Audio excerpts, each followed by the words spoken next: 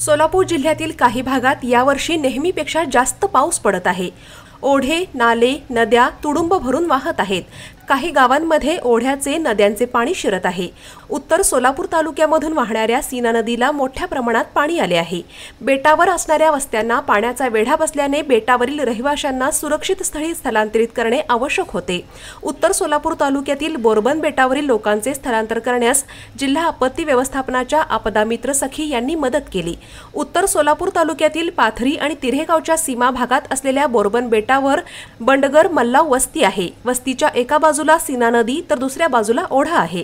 दररोज होत असलेल्या पावसामुळे सीना नदीच्या पाण्याच्या पातळीत वाढ होत आहे आणि पाणी नदीपात्राबाहेर पसरत आहे।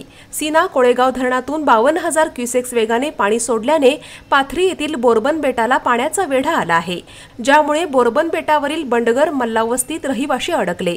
सध्या नदीतील आणि ओढ्यातील पाण्याचा प्रवाह वाढत असल्याने वस्तीवरील रहिवाशांना सुरक्षित स्थळी हलवण्याचे काम सुरू आहे। यासाठी जिल्हा आपत्ती व्यवस्थापन विभागाच्या आपदा मित्र सखीची टीम बोटीसह बचाव कार्य करण्यासाठी पाथरी येथे दाखल झाली आहे।